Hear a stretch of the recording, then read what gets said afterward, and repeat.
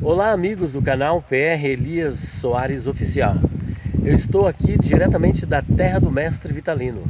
Essa propriedade aqui é o Museu de Arte do Mestre Vitalino, homem da arte do barro, e que deixou aí um legado muito grande, fez muitos discípulos aqui em Caruaru, estado de Pernambuco. E neste momento eu estou juntamente aqui com o pastor Joaquim de Andrade, nosso amigo, pastor, teólogo, apologeta e também presidente do CREA, que é um centro apologético. E também com o missionário Bruno, que foi a pessoa que nos convidou para estarmos aqui fazendo uma palestra no seminário Somente a Palavra. Já estamos aqui desde o dia 5 e agora estamos tendo o privilégio muito grande de estarmos aqui nesta propriedade do Mestre Vitalino, um patrimônio histórico e cultural do estado de Pernambuco, aqui em Caruaru, terra do Mestre Vitalino, Alto do Moura. Quem vai falar um pouco sobre esse local e sobre tudo que ele representa é o nosso amigo pastor missionário Bruno. Você falou de privilégio, mas o privilégio primeiramente é o nosso. Está recebendo esses dois homens de Deus aqui em nossa cidade, Caruaru, desde o dia 5. Estamos muito felizes. São momentos exusiantes para a gente, porque afinal de contas são dois homens de Deus, que nós temos um carinho muito grande por eles e que vim falando até com eles. Eu acho que nem eles sabiam que eram tão amados aqui em nossa terra, Caruaru. Caruaru fica no estado de Pernambuco, a 120 quilômetros do Recife. É uma cidade hoje que tem mais de 500 mil habitantes, já temos segundo turno. E aqui onde nós estamos nesse momento é o Alto do Moura. Alto do Moura é um bairro de Caruaru e é o maior centro de artes figurativas das Américas. Aqui você pode andar e de casa em casa encontrar os mestres, encontrar os artesãos, fazendo os artesanatos de barro. E nesse local que nós estamos aqui nesse momento aqui, nessa live, é a casa do Mestre Vitalino. Já falecido, evidentemente, mas o Museu do Mestre Vitalino está intacto, a casa dele está intacta, a caminha dele, o material que ele trabalhava, o seu filho, Severino Vitalino, ainda trabalha aqui, reside no Alto Moura, está aqui todas as tardes na casa, então sempre mostrando para a gente o que é o artesanato e o que é propriamente a arte do barro. Então é um lugar muito bacana, um lugar muito bonito, e nós estamos vivenciando isso ao lado dos irmãos, o pastor Joaquim de Andrade, o pastor Elias Soares, alegres, felizes em ter esses homens com a gente. Depois de um seminário Somente a Palavra muito abençoado, muito enriquecedor, nós estamos ainda como quem sonham, né? Nós estamos ainda felizes, alegres de tanta palavra boa da parte de Deus que esses homens nos trouxeram. A gente já está aqui naquele gostinho de saudade porque hoje a gente já se despede do pastor Elias, vamos se despedir amanhã provavelmente ou na quinta do pastor Joaquim, então já está aquele gostinho de saudade desses camaradas estarem mais aqui com a gente, mas já tem até uma boa notícia para vocês já, que estão aí acompanhando o canal do pastor Elias Soares, e que é o seguinte, no segundo semestre ambos estarão de volta aqui em Caruaru, né? Ficou o gostinho de quero mais, então até lá a gente vai ficar na expectativa de trazer de volta esses homens para estar absorvendo mais da palavra de Deus. Muito bem, e o que representou, o que está representando o seminário Somente a Palavra? Qual a necessidade de um seminário como esse, na atualidade, no momento em que nós vivemos, do ponto de vista teológico, apologético e para a igreja, para a história da igreja aqui em Caruaru? Um grande homem de Deus já disse que o evangelho é um leão, ele não precisa ser defendido, eu concordo com ele. Mas ultimamente, não só em Caruaru, mas acho que em todo o Brasil, a palavra de Deus sumiu dos púlpitos. A pregação do evangelho genuíno, verdadeiro, sumiu do púlpito. E nós conseguimos, no seminário Somente a Palavra, que é algo inédito para Caruaru, agregar tanto a experiência do pastor Jorge Salnoda aplicando o evangelho de uma forma didática, ensinando para a gente, como também a questão da defesa da nossa fé, a questão apologética, que é um tanto esquecida nas igrejas.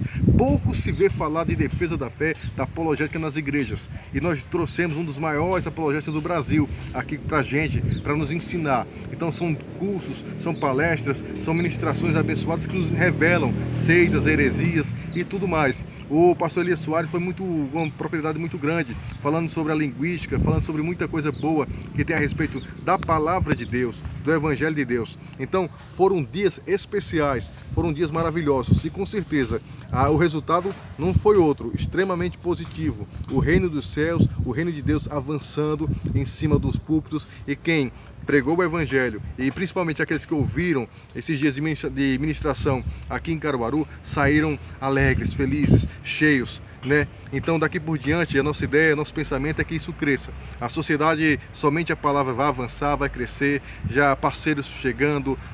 O que nós queríamos fazer era dar o pontapé inicial, e graças a Deus, e graças a esses homens que nos compreenderam, nos ajudaram, sem estrelismo, e nós aprendemos que nas igrejas, nos locais, no evangelho, aonde tem uma estrela brilhando, é porque o sol da justiça não brilha.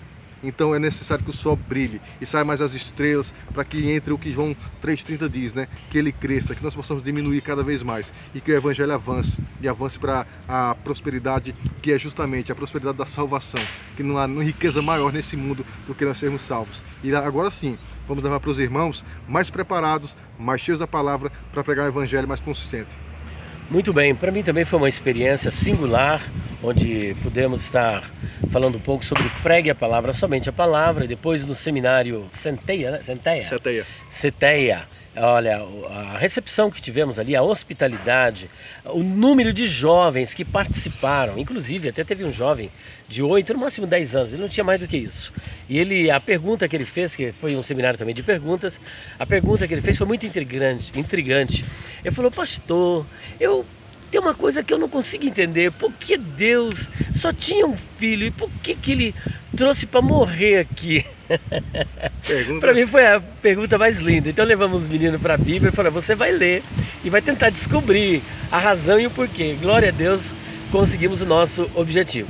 Mas nós estamos aqui também com o pastor Joaquim de Andrade, e ele deu um alerta para a igreja assim que eu achei de fundamental importância. Eu gostaria que ele enfatizasse novamente que eu quero estar mandando isso agora para o ar, porque é um momento singular. Já tem um outro que a gente vai trabalhar, mas esse vídeo aqui eu quero mandar para o ar, para ele falar um pouco sobre como identificar uma seita. E primeiro, o que representou para ele, porque para mim aqui foi um verdadeiro, eu posso dizer assim, um momento de refrigério, de descanso, sair daquela cidade conturbada, agitada, e aqui poder ver os irmãos face a face, conversar, bater um papo, falar da palavra de Deus, conhecer lugares maravilhosos. Já estivemos ali no outro local ali do irmão, que a esposa dele já nos doou uns brindes, Então foi assim muito lindo. Pastor Joaquim, o que está sendo isso aqui para o senhor? E deixa para o pessoal a dica sobre como identificar umas seitas e como o pessoal não cair no engodo das seitas. O que é que tem que fazer? Olá, pastor Elias, olá, querido internauta, Bruno, que está aqui conosco, que é um homem de Deus, um homem muito voltado aí para a palavra de Deus, preocupado realmente com as escrituras sagradas e com a defesa da fé. Você é um apologista com toda certeza, Bruno. Então nós queremos, acima de tudo, dizer para você que as seitas estão em todos os lugares. Não tem um lugar no nosso país que as seitas não estão ali. Estão aqui em Caruaru, estão no Pernambuco, estão em todo o Brasil. Seita é um grupo religioso que segue um determinado líder humano. Um exemplo disso, a Testemunha de Jeová. Quem eles seguem? O corpo governante, um grupo de 7 homens que estão em Brooklyn, Nova York. Esses homens vão dizer para a Testemunha de Jeová o que elas devem fazer e o que elas não devem. Pode realizar uma transfusão de sangue? Não pode. Pode tomar vacina? Não pode. Pode realizar transplantes de órgãos? Não pode. Pode servir exército, marinha, aeronáutica? Não pode. Pode ser policial militar? Não pode. Pode cantar o hino nacional? Não pode. Então tudo isso, até mesmo numa relação sexual de um casal, Testemunha de Jeová, esse grupo de homens interfere. Então eles colocam as suas opiniões numa literatura chamada Revista Sentinela, Revista Despertai e todos os livros dessa publicadora chamada Sociedade e Torre de Vigia de Bíblias e Tratados. Então a seita lá caracterizada por seguir um líder humano, por seguir também uma falsa interpretação da Bíblia. Uma característica da seita é simplesmente torcer as escrituras, mas Paulo vai dizer que eles torcem para a sua própria perdição.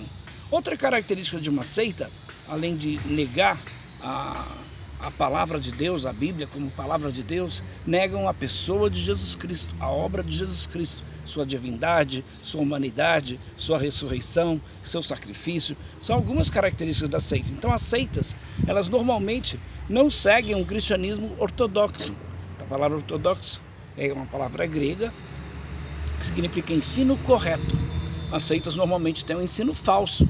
Parece que é verdadeiro. E muitos adeptos de seitas vão tentar pegar um versículo isolado da Bíblia para provar a sua doutrina. Mas não se esqueça que existe todo um contexto e tem que ser analisado. Quando alguém citar um versículo para você, veja o contexto que de fato ele está querendo dizer. Então as seitas têm um líder, esse líder normalmente é carismático, esse líder normalmente teve uma revelação extraordinária, esse líder tem habilidades que ninguém tem, só ele é quem pode restaurar, libertar, curar, e aí tem vários artifícios usados para esses meios serem de certa forma usados dentro da seita. Muito bem, então a seita, um grupo de pessoas que desvirtuam também o cristianismo histórico. Você quer saber se tal igreja segue uma doutrina bíblica? Veja, por exemplo, se eles estão fundamentados na história do cristianismo. Veja quais são os grupos que defenderam isso, chamados pais da igreja, homens que seguiram até os discípulos do Senhor Jesus. Então veja os pais da igreja, eles acreditavam nisso. Os reformadores acreditavam nisso. Por que esse grupo surgiu em 1830? Por que esse grupo surgiu em 1900 e tanto? Tem que analisar esses grupos religiosos, sua doutrina, seus ensinamentos, sua cristologia, porque existem doutrinas que são essenciais, comuns a todas as igrejas evangélicas, como Trindade, o próprio nascimento virginal de Cristo, a divindade dele, a personalidade do Espírito Santo, a Bíblia como única regra de fé e prática, a salvação pela fé. Então essas doutrinas, nós não vamos abrir mão delas nunca.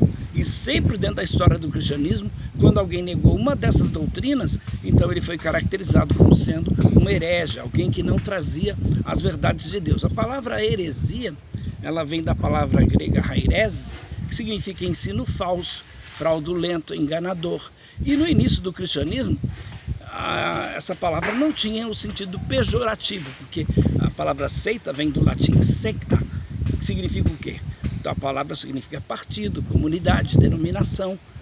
Depois do ano 70, essa palavra passou a ter uma outra conotação, passou a ter uma conotação de um ensino falso, fraudulento, enganador. Então quando você ouvir imediatamente a palavra heresia, e Pedro vai dizer, importa que haja entre vós heresias, e Pedro vai falar de heresias de perdição na sua segunda carta, no capítulo 2, de 1 a 3, então a gente tem que identificar quais são as heresias de perdição.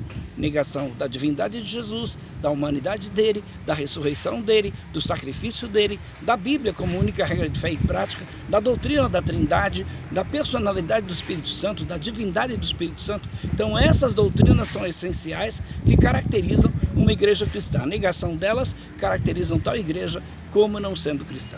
A inspiração também das escrituras, né? Que geralmente eles aumentam alguma coisa, né? Quando nós afirmamos aqui que a Bíblia é a única regra de fé e prática, claro que nós cristãos cremos que a Bíblia é a palavra de Deus, contrariando até os liberais que dizem, não, a Bíblia contém a palavra de Deus. Não, nós dizemos que de Gênesis a Apocalipse, ela é a palavra de Deus.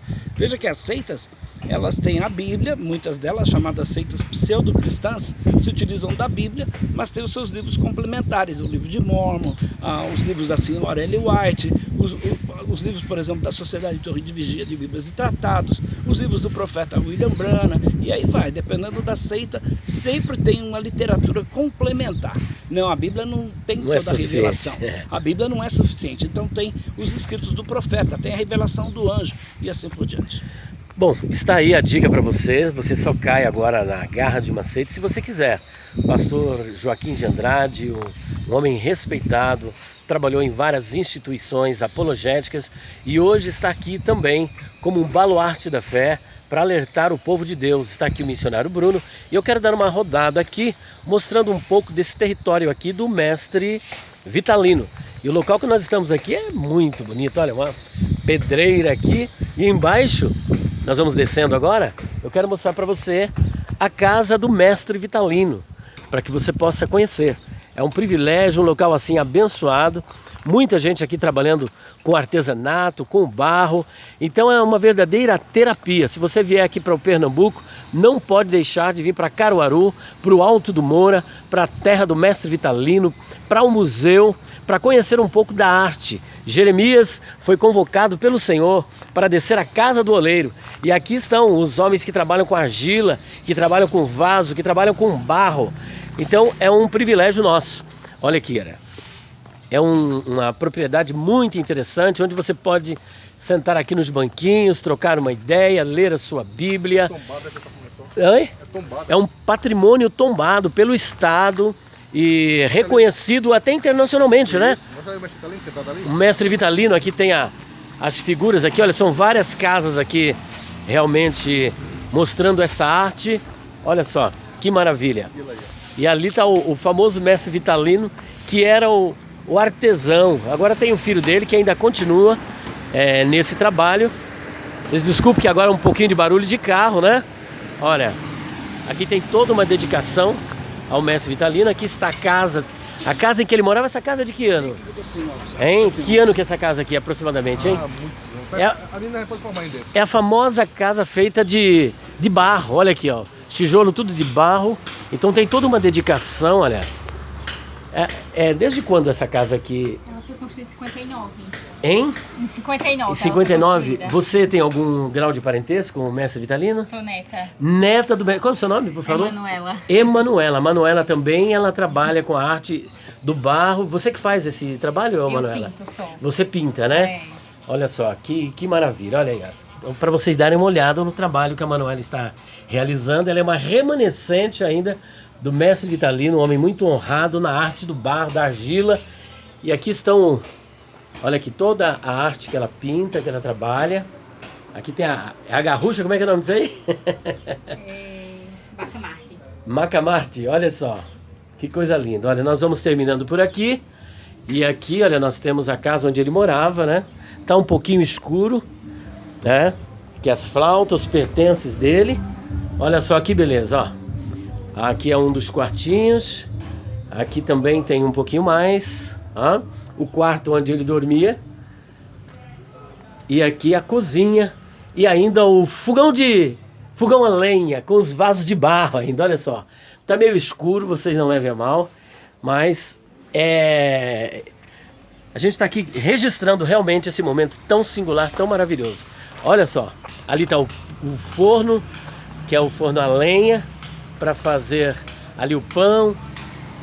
E aqui nós terminamos com esta entrevista, esse trabalho maravilhoso e mostrando esta casa que é uma verdadeira obra de arte. Deus abençoe a todos vocês. Não se esqueçam, compartilhe, comente, deixe o seu like, ative as notificações, visite a nossa loja virtual www.livrariadopastorelias.com.br. Se quiser alguma das nossas promoções é só ligar para Abigail, 0 operadora 11 949016633, e vá até a nossa livraria na rua Conde de Sarzedas, número 160, loja 27. É só perguntar pela livraria do Pastor Elias que o pessoal vai dar a informação. Deus abençoe cada um de vocês em nome do Senhor Jesus. Desculpa alguma falha aí porque é muito carro passando, tá bom? Deus abençoe.